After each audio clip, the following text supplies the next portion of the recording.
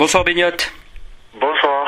On inaugure un nouveau rendez-vous à partir de ce soir, puisque gentiment tu as accepté de partager avec nous une rubrique pour toute la saison qu'on a intitulée les pronos de Beignot. Donc pour chaque journée de championnat à venir, on te présentera un petit peu la liste des matchs en cours et puis tu nous donneras ton opinion sur ce que tu ressens par rapport à ces matchs et puis un pronostic par rapport donc aux résultats ou en tout cas à la physionomie du match. Alors on va revenir avant de commencer sur le week-end dernier, un rendez-vous difficile pour les Montois à Pau. Est-ce que tu peux nous en dire quelques mots? Quelques mots, il y aura très peu de mots comme on sera à l'image de ce qu'on a fait à Pau, c'est-à-dire pas grand-chose. Voilà, donc on était complètement à côté de nos pompes. Où, voilà, Pau nous a constamment mis la pression. On n'a pas répondu.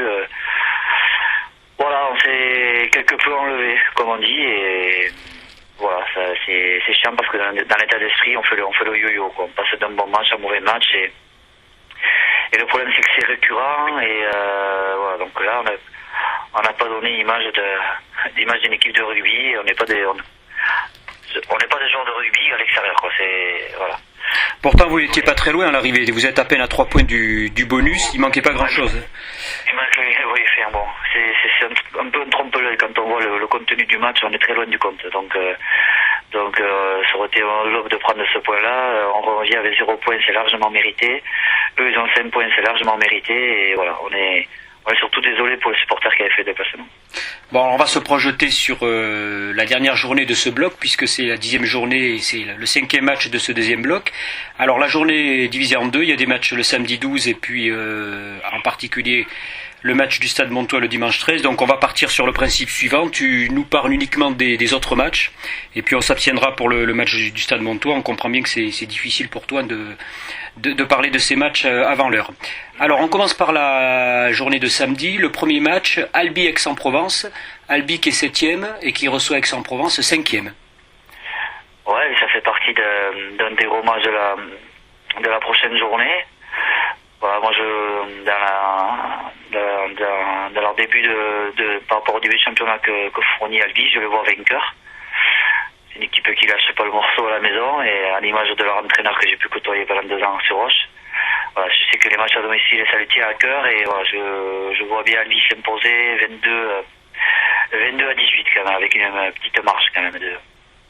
Alors Aix-en-Provence, vous les avez rencontrés la deuxième journée chez eux, ça avait été également difficile ce match.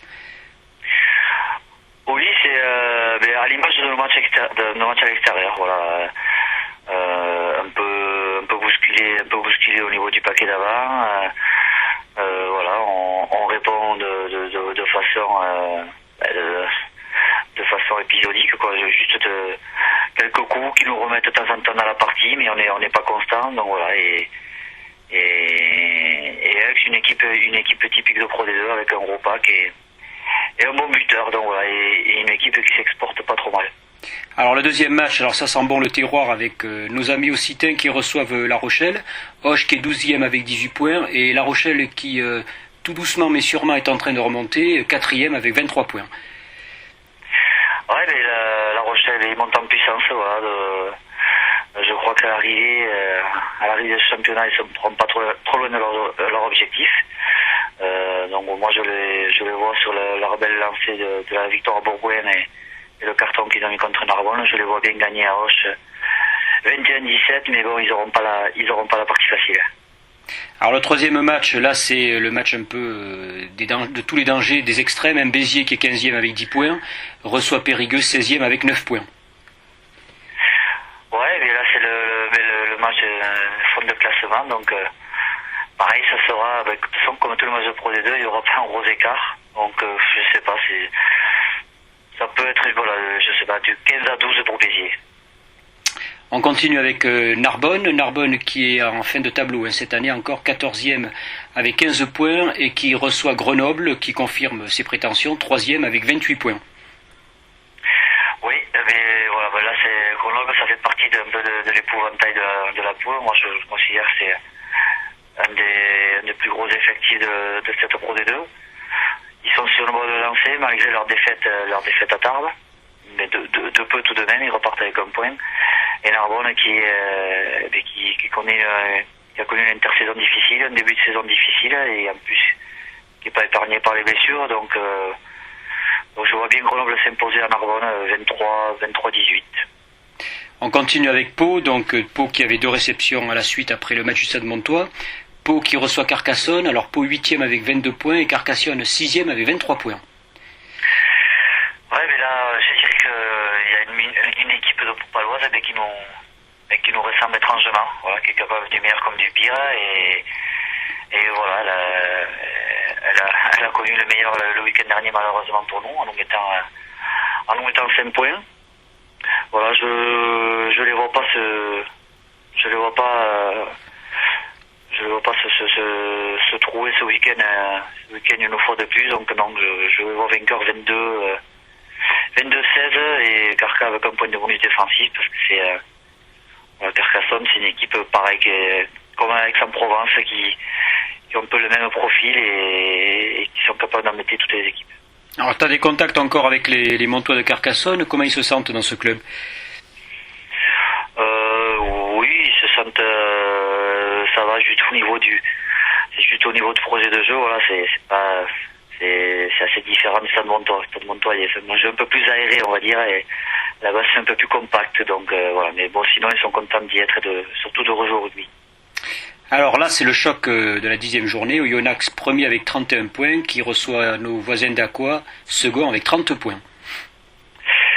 Oui, c'est le match de cette 10e journée. Donc là, je sais pas trop.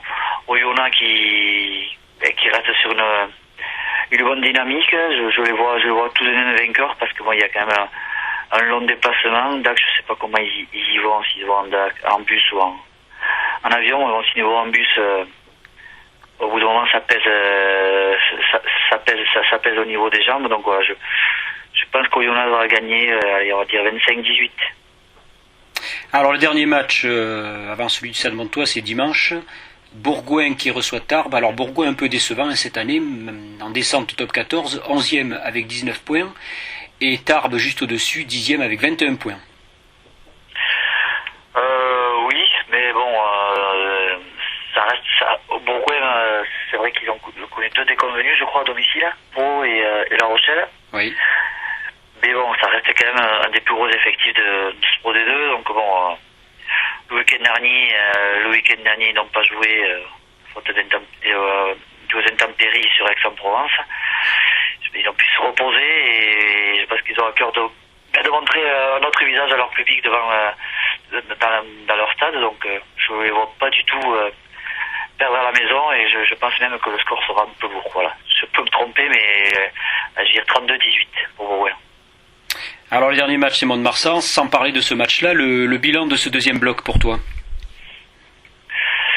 Le bilan, il est plutôt, de toute façon, il est négatif, et c'est surtout dans le comportement, il est décevant, parce que bon, on espérait plus, on voulait plus, et à l'arrivée, voilà, il reste un match, et j'espère qu'on va bien le négocier, et pour rattraper un peu les points perdus à l'extérieur, voilà, il faut à tout prix gagner, et surtout montrer un autre visage et un autre comportement sur le terrain. Écoute, merci Beignat pour cette première expérience. Donc on se retrouvera régulièrement avant les journées de Pro D2 le mercredi soir, et ainsi tu nous feras un petit peu partager ton expérience et ta connaissance de la Pro D2. Merci beaucoup Beignat. Je vous remercie.